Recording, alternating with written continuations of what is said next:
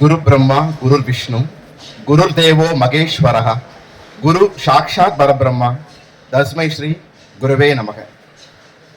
அன்பு மாணவர்களுக்கும் அருமையான ஆசிரியர்களுக்கும் நமஸ்காரங்கள்.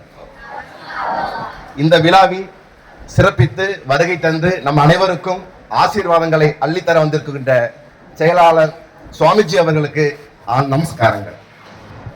ரொம்ப மகிழ்ச்சி. நம்ம எல்லாரும் ஒரு ஆன்மீக பூமியில, ஒரு ஆன்மீக தளத்துல, ஒரு ஆன்மீகமான விஷயங்களை கேட்டுட்டு இருக்கிறோம். அப்படித்தானே?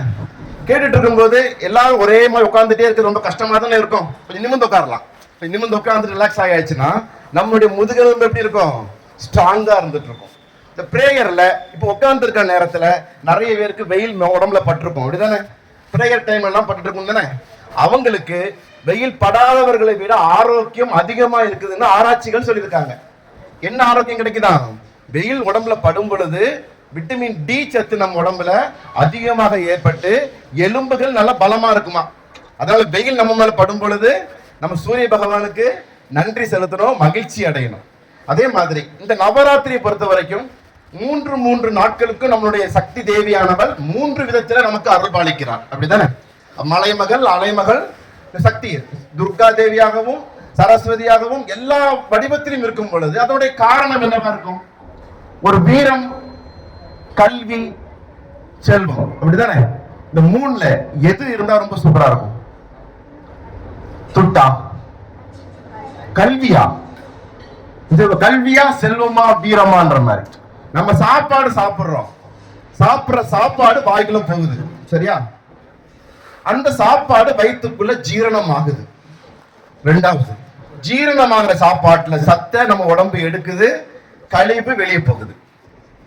இப்ப சாப்பாடு வாய்க்குள்ள போறது சிறப்பா, அந்த சாப்பாடு வயிற்றுக்குள்ள ஜீரணம் ஆகிறது சிறப்பா, அந்த சாப்பாடு கழிவுகள் உடம்புல விழுந்து வெளியேறி சத்துக்களா உடம்புல சேர்றது சிறப்பா? 3ல எது வேணும்? 3மே வேணும். அதே மாதிரிதான் கல்வி, செல்வம் 3மே நமக்கு ரொம்ப ரொம்ப அவசியம்ன்றத உணர்த்துவதுதான் இந்த நவராத்திரி பூஜையானது. இப்போ நர்த்தனம்னா என்ன? நர்த்தனம்னா என்ன? நர்த்தனம்னா சரி, மர்த்தனம்னா என்ன? மர்த்தனம்னா கேள்விப்பட்டிருக்கீங்களா? இந்த வார்த்தையை கேள்விப்பட்டிருக்கோமா?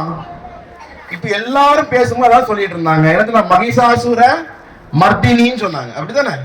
மர்த்தனம்னா சண்டை போடுறது. என்னது? சண்டை போடுறது. நர்த்தனம்னா என்ன? டான்ஸ் ஆடுறது. நர்த்தனம்னா டான்ஸ் ஆடுறது. அப்போ ஒவ்வொரு வார்த்தைகள்லையுமே நம்மளுடைய பாரம்பரியத்துல நிறைய முக்கியமான உண்மைகள் இருக்கு. அந்த வார்த்தையின் அர்த்தம் தெரிஞ்சு அதை நம்ம செயல்படுத்தும் பொழுது, மனசுக்குள்ள உள்வாங்கும் பொழுது அது மிகச்சிறந்த பலன்களை நமக்கு கிடைக்கும். புரியுதா? சொல்லுவாங்கல்ல, ஒரு கழுதைக்கு கிட்ட ஒரு 1000 ரூபாய் கட்டு, ஒரு 10 கட்டு வச்சா என்ன செய்யுது? ஒருவேளை சாப்பாடுப்பா நமக்கு நினைச்சு சாப்பிட்டோம். இதே இது நம்ம கையில கொடுத்தா அந்த 1000 ரூபாய் என்ன செய்வோம்? சரியான விதத்துல ஒன்று சேமிக்கலாம், நமக்கு தேவைக்கு பயன்படுத்தலாம். அப்போ ஒரு பொருளினுடைய அர்த்தம் நமக்கு எந்த அளவுக்கு தெளிவாக தெரிகின்றதோ அந்த அளவிற்கு அதனுடைய பயன்கள் நமக்கு வாழ்க்கையில நிறைய இடங்கள்ல உதவும். சரியா? அந்த அர்த்தத்தை தெரிய வைப்பவர்கள் யாரு? சரஸ்வதி தேவி. சரஸ்வதி சரஸ்வதி நமஸ்துப்யம் வரதே காம ரூபிணி வித்யா ஆரம்பம் கரிஷ்யாமி சித்தி பவதுமே சரா. அப்ப சரஸ்வதி தேவிய மனசார வழிபடும் பொழுது மனம் ஒருமுகப்படும், படிக்கிற பாடங்கள் மனசுல நன்றாக பதியும். இப்போ ஒரு ஆராய்ச்சி கட்டுரை வரும்போது படிச்சுட்டு வந்தேன். நிறைய மாணவர்களுக்கு ஞாபக சக்தி அதிகமா இருக்கிறதுக்கு என்ன பண்ணணும் என்ற மாதிரி ஆராய்ச்சிகள் வெளிநாடுகள்ல பண்ணுனாங்க. அந்த ஆராய்ச்சியில என்ன கண்டுபிடிச்சிருக்காங்கன்னா, எந்த ஒரு மாணவன் நைட்டு 9ல இருந்து 10 மணிக்குள்ள படுக்க போயிட்டு காலையில ஒரு 4:30ல இருந்து 6 மணிக்குள்ள எந்திக்கிறானோ அந்த மாணவனுக்கு ஞாபக சக்தி சிறப்பாக இருக்கும் சொல்லப்பட்டிருக்கு. அப்ப நல்லா படிச்சா ஞாபக சக்தி வரும்னு நம்ம நினைச்சிட்டு இருக்கிறோம். கண்டிப்பாக படிக்கணும். அந்த படிக்கிற படிப்பு மூளையில பதியணும்னா என்ன பண்ணணும்? நன்றாக இரவு நேரத்துல தூங்கணும். பள்ளிக்கூடத்துல விழிப்புணர்வாக இருந்து பாடங்களை படித்து இரவு நன்றாக தூங்கும் போது பரீட்சைகள் அதிகமான நம்ம மதிப்பெண்கள் நமக்கு கிடைக்கும். நம்ம படிக்கிற படிப்பு ஒவ்வொன்றும் அர்த்தம் தெரிஞ்சு நம்ம படிக்கிறது ரொம்ப ரொம்ப அவசியம். நம்ம மதிப்பெண்களுக்காக மட்டும் படிக்க கூடாது. மதிப்பெண்கள் நமக்கு ரொம்ப ரொம்ப அவசியம். நாம் படிக்கிற படிப்பை அர்த்தம் தெரிந்து நாம் படிக்கும் போது நமக்கு மதிப்பான நல்ல எண்ணங்கள் நமக்கு நல்ல ஏற்படும். அதுக்காக நம்ம படிக்கணும். புரியுதா? அப்போ ஒவ்வொரு காரணமும் ஒவ்வொரு காரியமும் இறைவன் அருளால் நடத்தப்படுது. நம்ம எல்லாரும் மாலை போட்டிருக்கோம், அப்படிதானே? பெரும்பாலான மாலை போட்டிருக்கிறீங்க. இப்போ இந்த குழந்தைங்க எல்லாம் சேட்டை பண்ணிட்டே இருந்தாங்க. நம்மளும் சேட்டை பண்ணுவோம். நமக்கு முன்னாடி டீச்சர் வந்த உடனே சேட்டை பண்றோமா? அமைதியா இருக்கிறோம். எக்ஸாம் ஹால்ல கூட பாருங்களேன், டீச்சர் முன்னாடி இருந்துட்டு எல்லாரும் எக்ஸாம் எழுதிட்டு இருக்கும்போது அங்கங்க டீச்சர் திரும்பி பார்க்கும்போது கொஸ்டின் கேட்டுட்டே இருக்கும். இது என்ன கேட்கறதுக்கு வாய்ப்புகள் இருக்கு எக்ஸாம் எழுதும்போது. ஆனா டீச்சர் பின்னாடி இருந்து வாட்ச் பண்ணாங்கன்னா நம்மள பாக்குறாங்களா பாக்கலையான்னு தெரியாம அப்படியே கப்சிப்புன்னு எழுதிட்டு இருப்போம். அப்ப சாதாரணமா ஒரு சேட்டை பண்ணும்போது ஆசிரியர் முன்னாடி வந்து நின்ன உடனே நம்மள அறியாம அந்த சேட்டையில குறைச்சிடுறோம், ஒரு பக்குவமா உட்காந்துடுறோம். மாலை போடுறதுங்கிறது என்னது?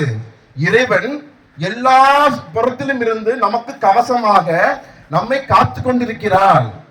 இந்த மாலை போட்ட காப்பு தானே அதுக்கு பேர் என்னது? கையில கட்டுறதுக்கு பேர் என்னது? காப்பு. காப்புன்னா என்ன? இறைவன் நமக்கு முழுமையான என்றைக்கும் இறைவன் நமக்கு காப்பாக இருப்பார். இந்த மாலை கட்டும் பொழுது இன்னும் அதீதமான ஒரு வீரியத்தோடு அதீதமான ஒரு அன்போடு காப்பாக இருப்பார். அப்போ இறைவன் நம்ம கவனிச்சுக்கிட்டே இருக்கும் போது நம்முடைய செயல்கள் எப்படி இருக்கணும்? நாம் உண்ணுகின்ற ஆகாரம் எப்படி இருக்கணும்? நமது சிந்தனைகள் எப்படி இருக்கணும்? அப்போ நம்ம மகிழ்ச்சியா இருக்கணும். மகிழ்ச்சி இறைவனுக்கு மகிழ்ச்சியை ஏற்படுத்துற மாதிரி இருக்கணும். அதனால தான் ஒவ்வொரு விரத நாட்கள்லையும் உண்ணுகின்ற உணவுகள்ல கவனம் செலுத்தணும். நாம் பேசுகின்ற வார்த்தைகள்ல கவனம் செலுத்தணும். நிறைய நண்பர்கள் என்ன பண்ணிடுறோம், பக்கத்துல இருக்கிறவன கிண்டல் பண்ணி ஜாலியா 4 பேர் 5 பேர் இருந்தா 5 பேர்ல ஒருத்தனை மாட்டிப்பான், 4 பேர் சிரிச்சிட்டு இருக்கோம், அப்படிதானே? அந்த ஒருத்தன் வீட்டுல போய் எவ்வளவு கஷ்டப்படுவான். அப்ப நண்பர்களை பார்த்து சிரிக்கிறதா மகிழ்ச்சி, இல்ல நண்பர்களோடு சேர்ந்து சிரிக்கிறது மகிழ்ச்சியா? நண்பர்களோடு சேர்ந்து சிரிக்கிறது மகிழ்ச்சி. அதுதான் சரஸ்வதி தேவிக்கும் ரொம்ப ரொம்ப பிடித்தமான விஷயமா இருக்கும். அப்போ ஒரு சிம்பிளான ஒரு கதைகளை சொல்லிடலாமே. அன்னைக்கு மன்னர்கள் வந்து நிறைய கோவில்களை கட்டினாங்க. கேள்விப்பட்டிருக்கீங்க? இப்ப நம்ம பாக்குறோம், திருச்செந்தூர் பாக்குறோம். ஒவ்வொரு பெரிய பெரிய கோயில்கள்ல யார் கட்டினது? மன்னர்கள் வந்து அதற்கான வாய்ப்புகள் ஏற்படுத்தி, அந்த தொழில் வளங்களை ஏற்படுத்தி, அந்த சிற்பிகளை கொண்டு, விஸ்வகர்மாக்களை கொண்டு ஒவ்வொரு கோயில்கள்லாம் எழுப்பியிருக்கிறாங்க, அப்படித்தானே? அப்ப அந்த கோயில் கட்டிட்டு இருக்கும் பொழுது மன்னர் என்ன பண்ணாரா, அந்த கோயிலுக்கு எப்படி கட்டுறாங்கன்றத பாக்குறதுக்கு வந்திருக்கிறார். அன்றைக்குள்ள கோயில்கள்லாம் எப்படிப்பட்டது? சிமெண்ட், அந்த ஜல்லி, அந்த காங்கிரீட்டுக்கு அந்த இரும்பு இதெல்லாம் போட்டு கட்டினாங்களா? ஒற்றை பாறையை அப்படி வட்டிச்சு எடுத்து ஒற்றை தூண். திருச்செந்தூர்ல தூணை பார்த்தா எப்படி இருக்கு? பிரம்மாண்டமா இருக்கு, ஒரே கல்லு. கவனிச்சிருக்கீங்களா? அப்ப எவ்வளவு கஷ்டமான விஷயங்கள், அவ்வளவு கஷ்டத்தையும் அவ்வளவு நுணுக்கமாக இறைவன் மேல் அன்பை செலுத்தி விரதம் இருந்து பக்தியோடு நமக்காக நமது முன்னோர்கள் கோயிலை கட்டி கொடுத்திருக்கிறாங்க. அந்த கோயிலை கட்டிட்டு இருக்கிற இடத்தை பார்வையிடுறதுக்கு மன்னர் வந்தாராம். மன்னர் வரும் பொழுது ஒவ்வொருத்தர் கற்கள் எல்லாம் சுமந்துட்டு இருக்கிறாங்க, ஒண்ணு பண்ணிட்டு இருக்கிறாங்க. ஒருத்தரை பார்த்து என்னப்பா பண்ணிட்டு இருக்க கேட்டிருக்காரு. மாறு வேடத்துல வந்திருக்காரு. மன்னர் எப்படி வந்திருக்கிறாரு? மாறு வேடத்துல வந்திருக்காரு. மாறு வேடம்னா என்ன? அவர் யாருன்னு பாக்குறவங்களுக்கு தெரியாம இருக்கும், தானே? அதுக்கு பேர் தான் மாறு வேடத்துல வந்திருக்கிறாரு. கேட்டிருக்கிறாங்க. அதுல ஒருத்தர் என்ன சொல்லலாம், என்னப்பா பண்ணிட்டு இருக்க? கல்லு பார்த்தா தெரியலையா ஐயா? கல்ல உடைச்சிட்டு இருக்கிறேன். நம்ம சொல்லுவோம்ல, என்ன பண்ணிட்டு இருக்க? எதுக்கு ஸ்கூலுக்கு எதுக்கு வந்திருக்க? வீட்டுல படிக்க சொன்னாங்க, வீட்டுல ஸ்கூலுக்கு அனுப்பி விட்டாங்க, வீட்டுல இருந்தா திட்டுவாங்க, அதான் வந்தேன் சொல்லுவோம்ல. அதே மாதிரி வந்து கல்லு உடைச்சிட்டு இருக்கிறேன்னு சொன்னாங்க. அப்படியாப்பா கேட்டுட்டு கொஞ்சம் தூரம் தள்ளி போனாரா. இன்னொருத்தனை போய் பார்த்து கேட்டாரா, தம்பி நீ என்னப்பா பண்ணிட்டு இருக்கிற கேட்ட உடனே, என்னங்க வருமானத்துக்காக வேலை பார்த்துட்டு இருக்கிறேன், இந்த வேலை செஞ்சாதான் எனக்கு கொஞ்சம் காசு கிடைக்கும். எதுக்குப்பா ஸ்கூலுக்கு வந்திருக்கேன் கேட்டா, படிக்கிறதுக்காக வந்திருக்கேன், படிச்சாதான் மார்க் கிடைக்கும் சொல்றோம்ல, அந்த மாதிரி அவங்க சொன்னானா. இன்னொரு நபரை போய் பார்த்தாரா. கொஞ்ச தூரம் போய் பார்க்கும் பொழுது, தம்பி நீ எதுக்குப்பா வந்திருக்கிற, என்ன பண்ணிட்டு இருக்கிற? நான் இறைவன் இந்த இடத்துல வந்து எழுந்தருள போறாங்க. ஒரு அற்புதமான கோயிலை மன்னர் வந்து நமக்காக கட்டி கொடுக்க போறாரு. அந்த திருப்பணியில, அந்த சேவையில என்னன்னா இணைச்சிட்டு இருக்கிறேன், இறைவனுடைய திருப்பணியை நான் செஞ்சிட்டு இருக்கிறேன் இன்னொருத்த சொன்னானா. எப்படி? எதுக்குப்பா ஸ்கூலுக்கு வந்திருக்கேன்? நான் படிச்சு என்னுடைய சிந்தனையை சீராக்கி இந்த சிறப்பாக இந்த சமூகத்துல ஒரு மிகச்சிறந்த நற்காரியங்களை ஆற்றுவதற்காக நான் ஸ்கூலுக்கு வந்திருக்கேன் நம்ம சொல்லுவோம்ல, அந்த மாதிரி சொல்லலாம். ஒரே காரியம் 3 பேர் 3 விதமான பதில்களை சொல்றாங்க. 3 பதில்களும் சரியான பதில்கள் தானே?